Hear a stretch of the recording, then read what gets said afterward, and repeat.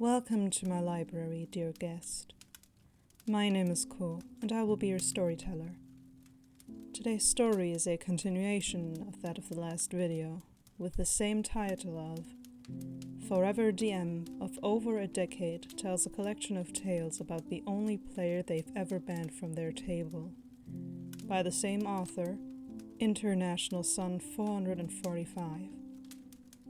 If you haven't watched the last video or read the first 3 parts of the 6-part story, I recommend you do so now. The link to both of these will be in the description. Without further ado, let's get started. Part 4. So as I said in the previous post, CC and I had some small friction about a whiz save and his character raging out. Again, go see the last post. And I had thought we smoothed everything over with one another, having explained how I was handling things like cursed items more thoroughly. The campaign was one where the heroes were setting out to collect a series of cursed masks across the world, and had come to a small volcanic island, the mask presumed to be inside the volcano itself. This led them down into a small cave system that looked more like some sacred site the further in they went.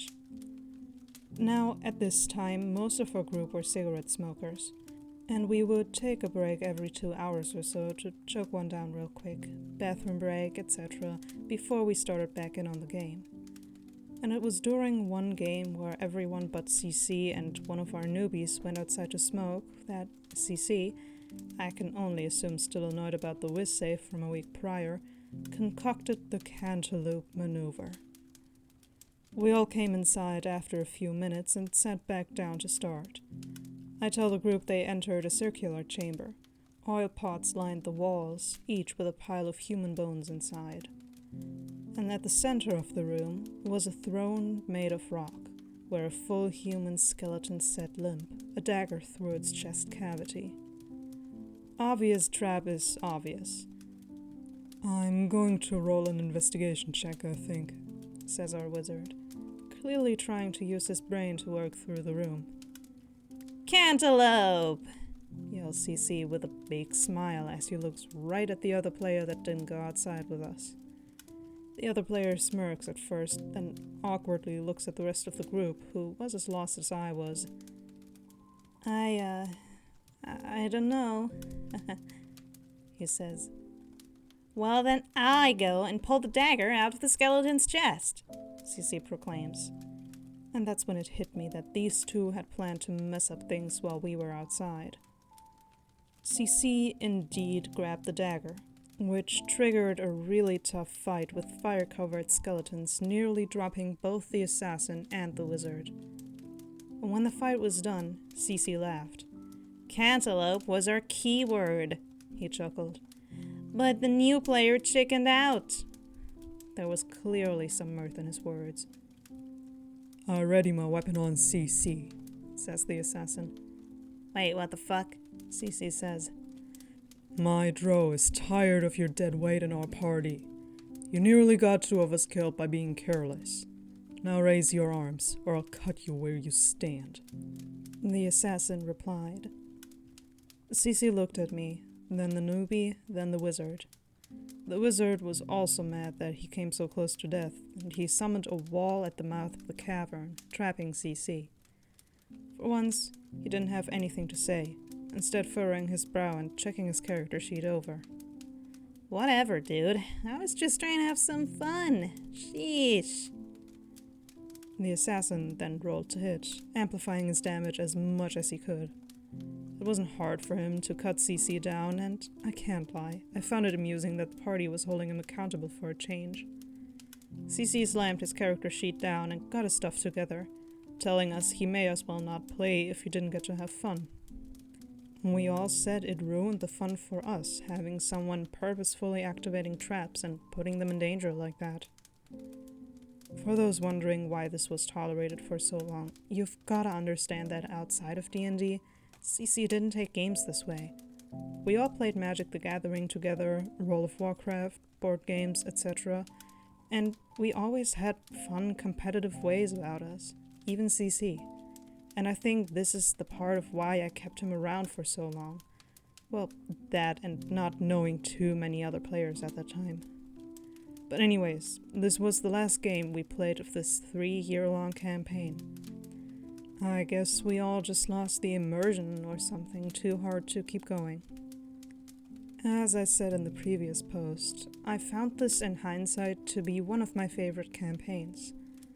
However, there were other games to play and more messes for CC to get us all into. But those stories are for another post. But not another video. Part 4 end, let's get on to part 5. I moved out of state for a couple of years for school, coming back after a time to find a giant tabletop-sized hole in my life. Coming off the back of an H.P. Lovecraft binge, I assembled those of the old guard still around the area for a game of Call of Cthulhu. I'd only played the system once and never GM'd it, so I opted to run a module. For those wondering why CC was brought back to play, let me provide some context. CC was, at this point, a friend outside of D&D that I had known for close to a decade at this point. We shared tons of mutual friends, we saw each other almost weekly because of this, and largely he didn't have quite such a blasé attitude with other stuff like he does tabletop games. And I guess I had myself convinced that at some point, maybe with a horror-style game like Call of Cthulhu, CC would decide to shake it up and maybe try to finish a game. Nope. CC comes in with a Japanese character who works as a Yakuza in America trying to help operations abroad or something. I couldn't really tell you what his backstory was because all that CC did was start off the bat with the most horrible, stereotypical Asian accent you can picture, and made sure all the racist humor that could entail came with it. CC is one of those anime superfans with a borderline Japanese fetish, so this really took me by surprise when we got going. Anyway, I had planned a decently long first session with a hook ending, and figured I'd get us through this first game, then talk with CC about the character who made everything overly complicated for a game set in the Prohibition era. So that's what we did. The rest of the party largely ignored CC and instead focused on the first big mystery of the game. Afterward, I went outside to smoke and got CC to come out with me, where I told him his character was a bit too over the top. I explained that, though we had no Asian players, it was still awkward to have a bunch of stereotypes getting thrown around, and that his accent was so over the top I had a hard time understanding him. Yeah, but wasn't Lovecraft racist? He asked. I mean, yeah, kinda. That doesn't mean we have to play it up, though. I'm not playing anything up, bro. I'm just playing my character, he says. I can't understand your character is my point, I said. I'm not saying that you have to, roll something new, but things would run smoother if you tone it down a bit. That's all I'm saying, my guy. He agrees after a quick moment of silence and said he'd tone it down. And he did when we played the next week. Only for him to halt the entire game. The party had gathered clues leading to a building called the Juju Hut.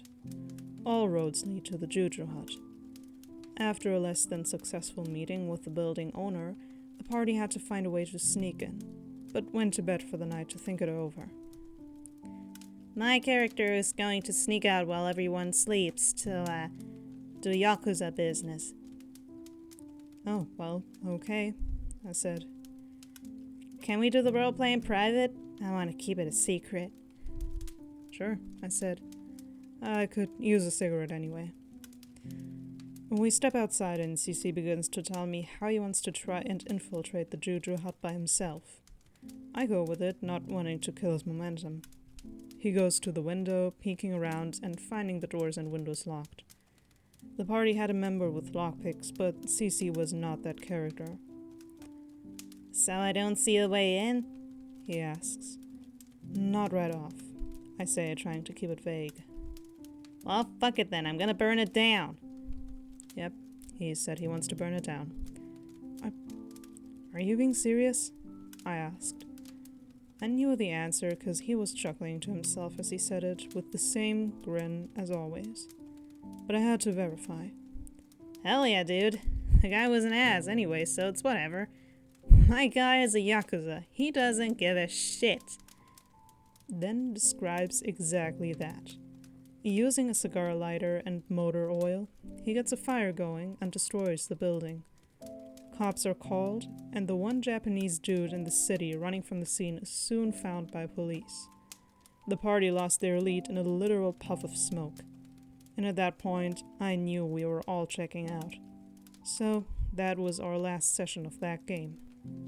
I have yet to run that game again, though I really want to. I love the module and the system, and still haven't gotten off my Lovecraft kick. CC has yet to ever explain why exactly he thought burning down the Juju hut was a good idea, outside of it's what his character would want to do. And though this is past the point where most DMs would finally throw in the towel with CC, I still have one more tale of his antics. The tale that finally made me give up on CC. End of part 5.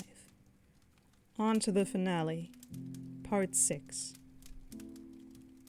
I took a break from the DM chair for about 6 months and played an actual PC for a change and ended up birthing one of my favorite characters ever.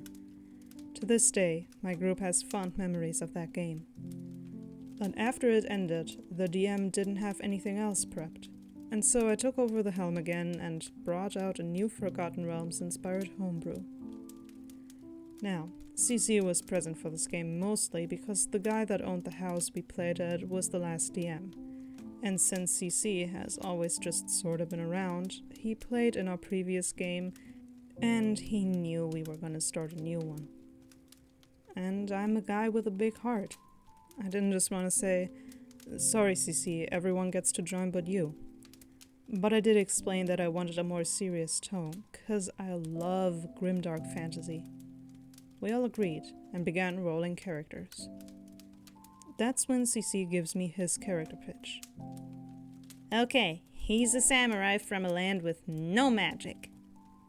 I thought for a second. I'm fine with a samurai, but you know that the whole planet's magical, right? Yeah, but he wouldn't know anything about that because his country doesn't know anything about magic.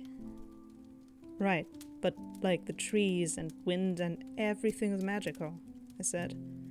Do you have any idea for like why their country doesn't know magic? I don't know, there's like this other country that doesn't like them and took them over, and so now my guy and his 3 friends are on the run. Only his friends got separated, and so now he's on his own trying to save his country. Right, I said. So I did what any obsessive DM would do, and I churned out an entire history of 2 nations, one subjugating the other with anti-magical sigils and artifacts. I caught a wind of inspiration with it, and I really set out to make CC's backstory something he could chew if he wanted, hoping maybe it'd keep his head in the game. The plan was to make him a lycanthrope, something CC had often mentioned wanting to do, and let him lead his horde of werebears against the rival country to free his people. In hindsight, I should have known giving CC the powers of a werebear was a doomed idea. The party had wound up in a time-forgotten dwarven settlement inside a mountain. They were wary of the foreigners, but were convinced to at least let them lodge for the night. That evening, CC decides his character needs to sneak out. I need to bolster my werebear forces, he says. So I'm gonna sneak into any house I can get into. He passes rolls and makes it into a bedroom where a female dwarf is sleeping. Okay, he says. I'm gonna transform into my hybrid form so my head is a bear head. Yes, literally his words. And bite her so she transforms into a werebear. Are you sure? I asked slowly so he can reconsider. Yeah, man. And where do you bite her? The neck. Duh. Now, I'm not sure if CC knew he was different from a vampire or not, that where the bite was really didn't matter, But regardless, he has a friggin' bear head right now. Are you positive you bite her neck? Yeah, dude. I can tell that the other players knew what I was thinking. Okay, I sigh. You bite the dwarf's neck with your bear maw and she dies because That's what happens when a bear bites down on your neck. I was amazed that once again he had managed to totally muck things up as the dwarves immediately seized the party for murder. CC was offered by the party as recurrence and had to do a side quest to regain some trust. But CC was fuming. So, do I need a new character? He asks. Probably, I said. I can't imagine they'd let you live after that. So he goes outside and comes in 10 minutes later with his latest idea. It was a reference to the game The Last of Us. His character was named Joel, but he said his character is Mexican, so it's pronounced Joel. And yep, it was a super stereotypical character and accent. But what really made me snap was when he said he was looking for clickers in a Hispanic accent that intentionally made it sound like a certain N-word slur. That was the final inch that crossed the line. Okay, you're not playing this character. What do you mean? Cece asks with an overly innocent tone.